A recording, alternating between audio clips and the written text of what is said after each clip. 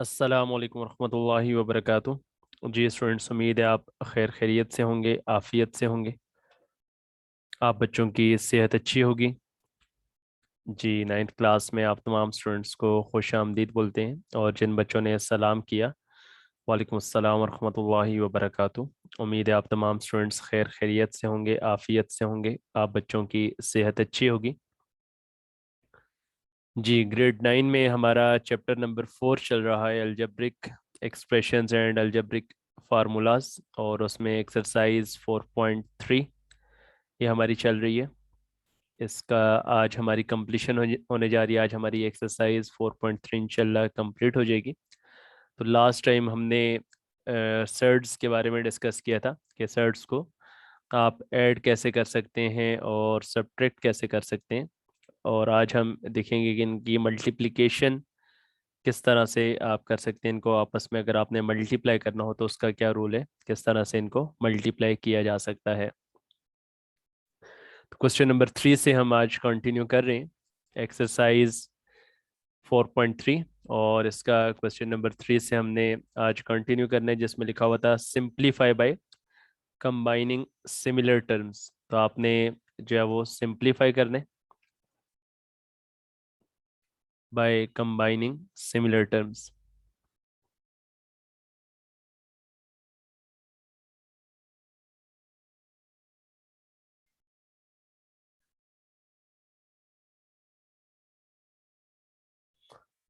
Simplify by combining similar terms. और part number जी part number 3 से आज हम कंटिन्यू कर रहे हैं, सॉरी पार्ट नंबर 2 से। पार्ट नंबर 1 तो कल हमने कर लिया था। जी, पार्ट 2 से आज हम स्टार्ट कर रहे हैं। जी, पार्ट 2 क्या लिखा हुआ है आपके पास? 4 square root 12, 4 square root 12 plus 5 square root 27। अच्छा, पार्ट 2 आपको मैंने कल वैसे होमवर्क में भी दिया था, तो आप तमाम स्टूडेंट्स से हो गए पार्ट नंबर 2? आप तमाम स्टूडेंट्स ने कर लिया, या कुछ ऐसे स्टूडेंट्स हैं जिनसे नहीं हुआ? मैं इसी वजह से ये आपको करवा रहा हूँ कि बहुत कम स्टूडेंट्स ने कल मेरे साथ व्हाट्सएप पे शेयर किया। मैंने आपको कहा था कि आफ्टर कंप्लीशन आपने उसको मेरे व्हाट्सएप नंबर पे आपने पिक्चर लेके शेयर भी कर देना है। तो बहुत कम स्टूडेंट्स ने किया था, डेट्स वाई फिर मैंने कहा क्या हो सकता है कि आप में से बहुत सारे बच्चों से सॉल्व ना हुआ हो, तो इस वजह से फिर मैं अभी करवा रहा हूँ, ठीक है। तो जिन बच्चों से अगर ये पार्ट नहीं हो पाया उनके लिए मैं इसको दोबारा से रिपीट कर रहा हूँ, और जिन्होंने ऑलरेडी कर लिया वो दोबारा प्रैक्टिस के तौर पे दोबारा रफ कॉपी पे बेशक नोट कर लें। अच्छा जी, आप देखें यहाँ पे सिंप्लीफिकेशन बड़ी आसान है। आपने 12 का एलसीएम ले लेना है, ठीक है। तो 12 का एलसीएम आपको पता है क्या आ जाएगा? 2 इंटू 6 और 2 इंटू 3 और 3 इंटू 1। तो आपको पता है कि जिसका पेयर बन जाए वो वन रूट से बाहर आ जाता है, और जिसका पेयर नहीं बनता वो वन रूट के अंदर ही रहेगा। तो या फिर इसको आप पहले इस तरह से लिख सकते हैं। जी, we can write it as जी we can write it as 2 का स्क्वायर इंटू 3। जी, हादी जलील आप एब्सेंट थे शायद, फिर इस वजह से आपकी कॉलेज में ही रह गई होगी, ठीक है। वैसे जो बच्चे प्रेजेंट थे उनको तो रिटर्न कर दी गई थी। तो अभी ये सारा टास्क आप जो है ना, सारा काम फिर आप रफ नोटबुक पे कर लें, ठीक है। तो 27 का एलसीएम क्या आ जाएगा? बाद में जब आपको नोटबुक मिलेगी तो आप वो पेजेस पेस्ट कर लीजिएगा नीट कॉपी में।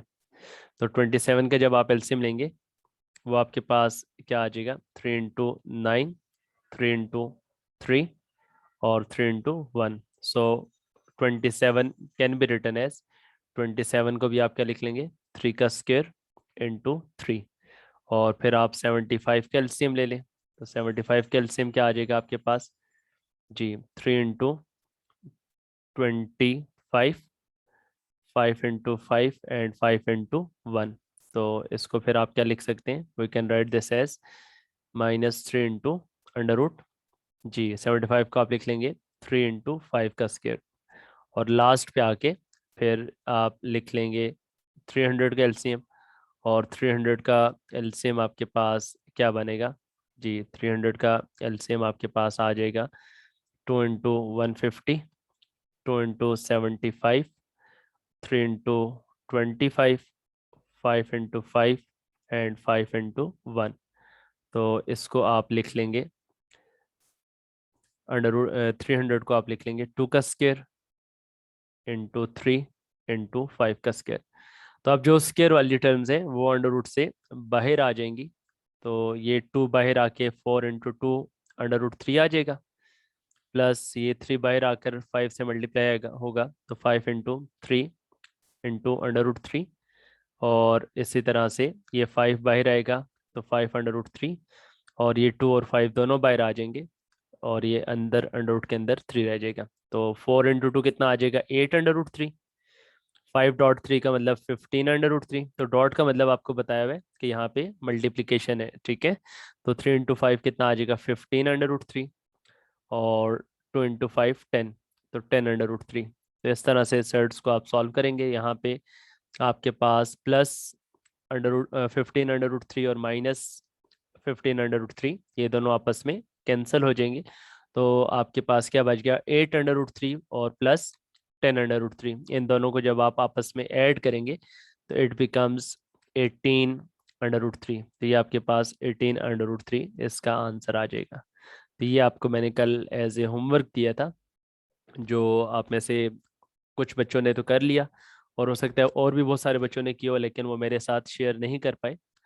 तो कोशिश किया करें जो आपको टास्क दिया जाए उसको आप मेरे साथ व्हाट्सएप पे शेयर कर दिया करें, ठीक है। अच्छा जी, नेक्स्ट इसी का पार्ट नंबर 3 है, ठीक है। और अब यहाँ पे आपके पास पार्ट नंबर 3 और पार्ट नंबर 4 में क्या आ रहा है कि आप दो सर्ट्स को आपस में मल्टीप्लाई किस तरह से कर सकते हैं। जी महात बेटे क्या बोलेंगे। सर ये 15 और उसका √3 कैंसिल कैसे हो गया? एक प्लस में और एक माइनस में ना, एक आपके पास वैल्यू +15 √3 और दूसरी -15 √3 है। तो प्लस और माइनस आपस में कैंसिल हो जाएंगे ना, एग्जैक्टली सेम टर्म्स है, ठीक है। सर मल्टीप्लिकेशन और डिवीजन में नहीं कैंसिलेशन होती?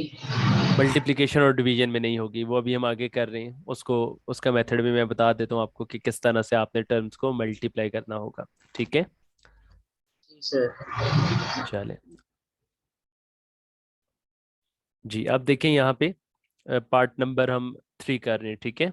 सर अगर सेम हो तो प्लस माइनस आ रहा हो तो हम कैंसिल कर सकते हैं टर्म्स को। जी बिल्कुल तलहा बेटे, आपने सही कहा कि अगर आपके पास एक वैल्यू प्लस में है और एक माइनस में है तो टर्म्स को आप आपस में कैंसिल कर सकते हैं। जी, तो इसमें सिंपल जस्ट आपने 12 का एलसीएम ले लिया, 27 का एलसीएम ले लिया, ठीक है। इसी तरह से आपने 75 का एलसीएम ले लिया, 300 का एलसीएम ले लिया, और जिन टर्म्स के स्क्वायर्स बन रहे थे उनको आपने स्क्वायर से अंडर रूट से बाहर ले आए। जैसे यहाँ पे 3 बाहर आ गया, यहाँ पे 2 बाहर आ गया, यहाँ पे 5 बाहर आ गया, यहाँ पे 2 और 5 दोनों बाहर आ गए। जो सिंगल सिंगल टर्म्स थी वो अंडर रूट के अंदर आपने सेम एज इट इज रहने दी, और देन फिर लास्ट पे आपने लाइक टर्म्स को आपस में ऐड कर लिया, 8 √3 को और 10 √3 को। वो कितना बन गया आपके पास, वो 18 √3 आ गया, ठीक है। चले नेक्स्ट पार्ट कौन सा है, पार्ट नंबर 3, वो नोट कर लीजिए। जी, पार्ट 3 में आपने सर्ट्स को आपस में मल्टीप्लाई करना है, तो मल्टीप्लिकेशन का रूल भी नोट कर लें किस तरह से आपने इनको मल्टीप्लाई करना होगा। जी, पार्ट 3 है, और ये आपके पास है √3 को मल्टीप्लाई करने, √3 मल्टीप्लाइड बाई 2 √3, ठीक है। 2 √3 और प्लस 3 √3। अब इसमें देखें, इसको दो तरह से आप करेंगे। सबसे पहले तो आपने ये करना है कि आपने ब्रैकेट, जो term with in a bracket है वो आपने सॉल्व करनी है, ठीक है। तो जो टर्म विद इन ब्रैकेट है वो सॉल्व हो सकती है, जी बताएंगे आप। जो टर्म विद इन ब्रैकेट है उसको आप सिंप्लीफाई कर सकते हैं, यस और नो। जी कर सकते हैं ना, क्योंकि आपके पास इसमें भी अंडर रूट 3 आ रहा है, इसमें भी अंडर रूट 3 आ रहा है। तो आपको पता है कि जो अंडर रूट के अंदर वाली वैल्यू है वो अगर सेम हो तो आपके पास जो उसके कोफिशिएंट्स हैं बाहर वाले जो 2 और 3 हैं उनको आप आपस में ऐड कर सकते हैं, ठीक है। तो सिंपल आपने इनको लिख लेना है। तो 2 √3 प्लस 3 √3, ये कितना बन जाएगा, इट बिकम्स 5 √3, ठीक है। या फिर इसको अगर आप स्टेप को प्रॉपर परफॉर्म करना चाहें तो कल मैंने आपको जिस तरह से बताया था कि आप उसमें से कॉमन ले लिया करें, 2 + 3 × √3 इस तरह से कर लिया करें, ठीक है। तो ये आपके पास क्या बन जाएगा, ये आपके पास आ जाएगा 5√3 आ जाएगा। ठीक है, अब 5√3 आप देखें, √3 जब आपने मल्टीप्लाई करने, जी √3 को जब आपने मल्टीप्लाई करना है तो मल्टीप्लिकेशन कैसे होगी? जी उमर एहसान क्या बोलेंगे? सर मैं कह रहा था, मैंने अभी मीटिंग ज्वाइन किया तो आप पहले वाले पेज निकालने में स्क्रीनशॉट ले लें। चले, मैं इस पार्ट को कंप्लीट करने के बाद आपको प्रीवियस पार्ट जो एक ही अभी हमने सॉल्व किया वो मैं आपको दिखा देता हूँ, उसका आप स्क्रीनशॉट ले लीजिएगा। ठीक है ओके सर। जी। तो अभी देखें, इसमें आप मल्टीप्लिकेशन कैसे करेंगे? जी मल्टीप्लिकेशन में आपने क्या करना है स्टूडेंट्स, वो नोट कर लीजिए। सिंपल, आप जस्ट 5 को एज इट इज लिखेंगे तो अंडर रूट वाली टर्म्स आपस में एक ही अंडर रूट में मल्टीप्लाई हो जाएंगी। कल मैंने आपको बताया था ना कि जिस तरह से आपके पास इस तरह से लिखा हो under root A B, we can write them in a separate under root. Separate आप इस तरह से लिख सकते हैं। और इसी तरह से मैंने आपको बताया था कि अगर सेपरेट लिखे हुए हों तो उनको आप एक सिंगल अंडर रूट की फॉर्म में भी लिख सकते हैं। ये कल हमने डिस्कस किया था ना, तो यही आपने यहाँ पे भी आज अप्लाई करना है। ठीक है, यही आपने आज वाले पार्ट में भी अप्लाई करना है कि आप इसको क्या लिख लेंगे, √3 को √3 से मल्टीप्लाई करेंगे तो एक ही अंडर रूट के अंदर ये √3 इंटू √3 हो जाएगा। मतलब क्या हो जाएगा, ये √3 का स्केयर, और स्केयर अंडर रूट से कैंसिल हो जाएगा।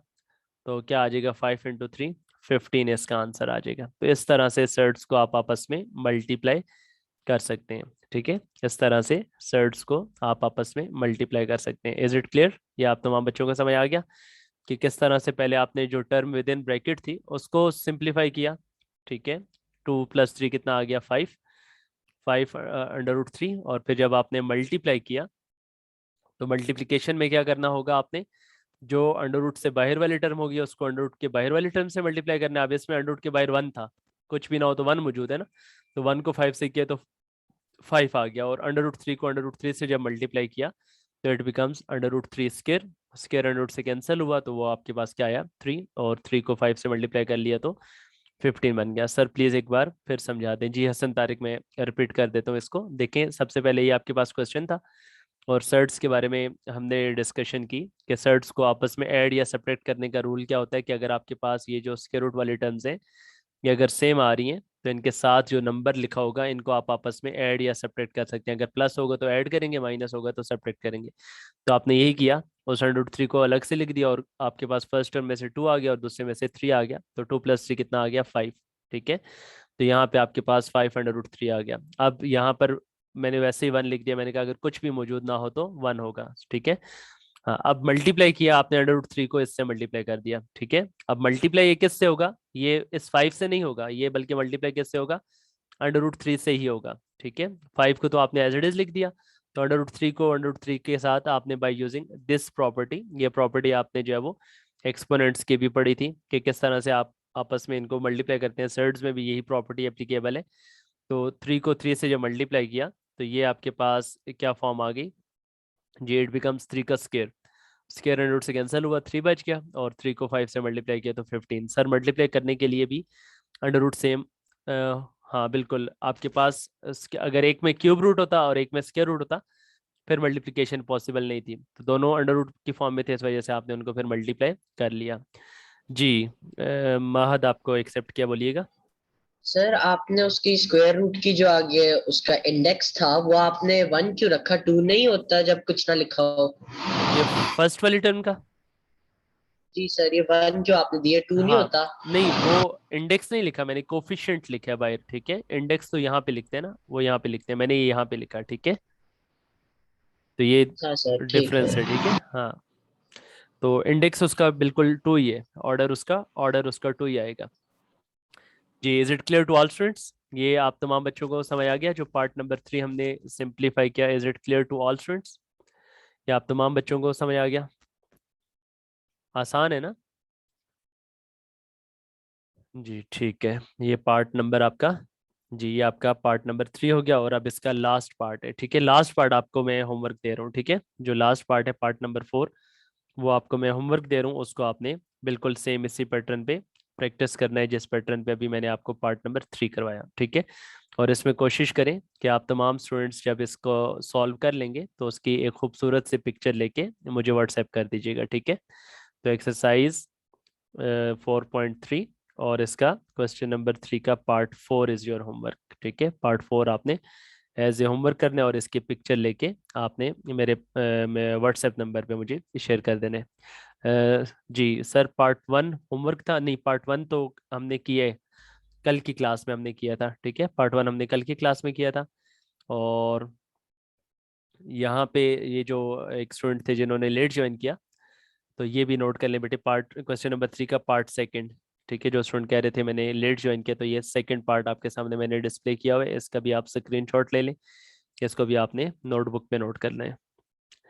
चलें जी, अब आगे लास्ट क्वेश्चन है एक्सरसाइज का, क्वेश्चन नंबर 4, ये हम सॉल्व करने जा रहे हैं, इस पे हमारी एक्सरसाइज कंप्लीट हो जाएगी। सर कौन सा पार्ट होमवर्क है? Part number Junaid, part number 4, question number 3 का पार्ट 4 इज योर होमवर्क, ठीक है। और एक और पार्ट और भी दूंगा, वो भी मैं इसके साथ ऐड कर दूंगा लास्ट में, मैं आपको ये स्लाइड दोबारा से दिखाऊंगा जिसमें होमवर्क मैंने मेंशन किया हुआ है। सही है जी, माहत बोलिएगा बेटे, देन फिर हम next last question of the exercise उस पर मूव करें। ये जी पार्ट 3 में आपने कोएफिशिएंट क्यों लिखा है 1/। ना लिखें तो कोई मसला नहीं है, ये ले हम मिटा देते हैं, ठीक है। वैसे मैंने बताया था कुछ भी ना हो तो 1 मौजूद होता है कोफिशिएंट, ठीक है। वैसे कोएफिशिएंट कोई और होता तो वो अंदर 5 के साथ मल्टीप्लाई होता। हाँ, वो 5 के साथ मल्टीप्लाई होता है, बेसिक लिखने का मकसद ही ये था कि ताकि आपको पता हो कि अगर 1 के अलावा कुछ और लिखा होगा तो फिर मल्टीप्लाई होगा, 1 इंटू 5 5 ही है, इस वजह से उस पर फर्क नहीं पड़ा, ठीक है। ठीक है महद जी, लास्ट पार्ट है, लास्ट पार्ट आपके लास्ट क्वेश्चन है, क्वेश्चन नंबर 4। तो क्वेश्चन नंबर 4 में आपके पास क्या आ जाएगा जी, स्टेटमेंट आपके पास दी हुई है क्वेश्चन नंबर 4 की, इसमें भी आपने जस्ट सिंप्लीफाई करना है, ठीक है। तो वही आपके पास मल्टीप्लिकेशन, एडिशन और सब्ट्रैक्शन आ रहे हैं, और अगर कोई रूल्स अप्लाई हो रहे हैं, कोई फार्मूलाज अगर अप्लाई हो रहे हैं, तो वो आपने फार्मूलाज भी इसमें अप्लाई करने हैं जी। फर्स्ट पार्ट है, फर्स्ट पार्ट में क्या लिखा हुआ है, 3 plus under root 3, 3 plus under root 3 into 3 minus under root 3। कौन सी आइडेंटिटी अप्लाई होगी स्टूडेंट्स यहाँ?